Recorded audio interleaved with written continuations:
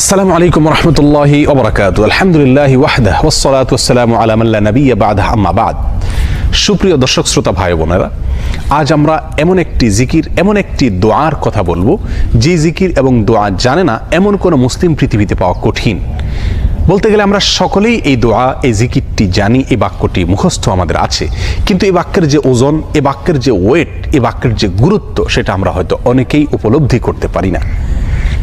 মুস্তাদরাক হাকিমে আবু সাঈদ খুদরি রাদিয়াল্লাহু তাআলা আনহু থেকে বিশুদ্ধ সূত্রে বর্ণিত এক হাদিসে নবী করিম সাল্লাল্লাহু আলাইহি সাল্লাম ইরশাদ করেছেন, একবার আল্লাহর নবী মুসা আলাইহিস সালাতু ওয়াসসালাম আল্লাহর কাছে দরখাস্ত করলেন, আল্লাহর কাছে আবেদন পেশ করলেন।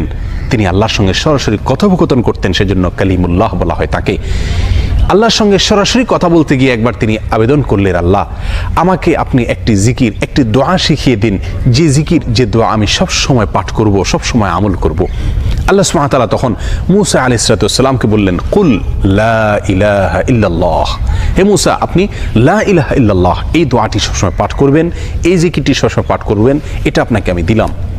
মুসা আলাইহিস সালাতু ওয়াসসালাম কিছুটা আশ্চর্যান্বিত হয়ে আল্লাহ সুবহানাহু ওয়া তাআলাকে বললেন, আল্লাহ লা ইলাহা ইল্লাল্লাহ এটা তো এমন একটি বাক্য, এমন একটি জিকির, এমন একটি দোয়া যেটা সকলেই বলে, সব মানুষই বলে। আমি তো আপনার কাছে স্পেশাল কোনো দোয়া চেয়েছিলাম, বিশেষ কোনো দোয়া চেয়েছিলাম। আল্লাহ সুবহানাহু ওয়া তাআলা তখন মুসা আলাইহিস সালাতু ওয়াসসালামকে বললেন, হে মুসা, যদি সপ্ত আসমান, সপ্ত জমিন এবং এই দুইয়ের মধ্যে যা কিছু আছে সব কিছুকে, আল্লাহর অস্তিত্ব ছাড়া বাকি সব কিছুকে যদি একটি পাল্লায় রাখা হয়, একটি হাতে রাখা হয়, আর লা ইলাহা ইল্লাল্লাহ এই বাক্যকে যদি অপর হাতে, অপর পাল্লায় রাখা হয়, তাহলে লা ইলাহা ইল্লাল্লাহর পাল্লা ভারী হবে। এত ওয়েটফুল এই আমল, এত ওজনী এই আমল, এই জিকির।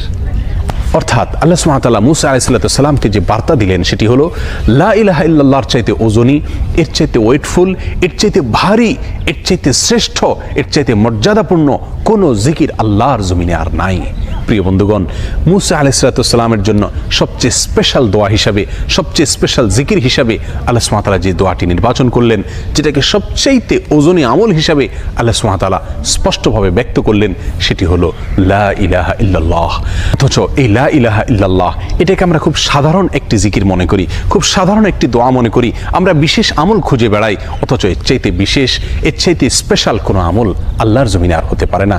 জিকিরের মধ্যে যত জিকির আছে, যত দোয়া আছে, যত আমল আছে, সমস্ত জিকিরের ভিতরে সবচেয়ে শ্রেষ্ঠ, সবচেয়ে ওজনী আমল, সবচেয়ে ওজনী জিকির হলো এই লা ইলাহা ইল্লাল্লাহর জিকির।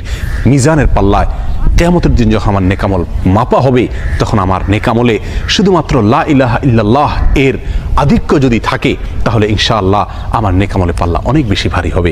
আসুন, চলতে ফিরতে, উঠতে বসতে, অবসরে, কাজের ফাঁকে সব সময় মুখ থেকে, অন্তরের গভীর থেকে লা ইলাহা ইল্লাল্লাহ উচ্চারণ করতে থাকি। অন্তর পরিষ্কার হয়ে যাবে, অন্তরের ময়লা দূর হবে, অন্তরের পেরেশানি দূর হবে, অন্তরে আল্লাহ সুবহানাহু ওয়া তাআলার প্রতি আস্থা বাড়তে থাকবে, ঈমান বাড়তে থাকবে।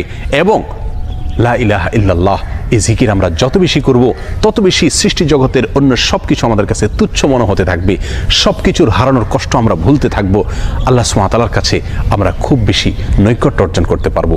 আসুন বলতে থাকি বেশি থেকে বেশি, অন্তরস্থল থেকে ঈমানের সঙ্গে লা ইলাহা ইল্লাল্লাহ।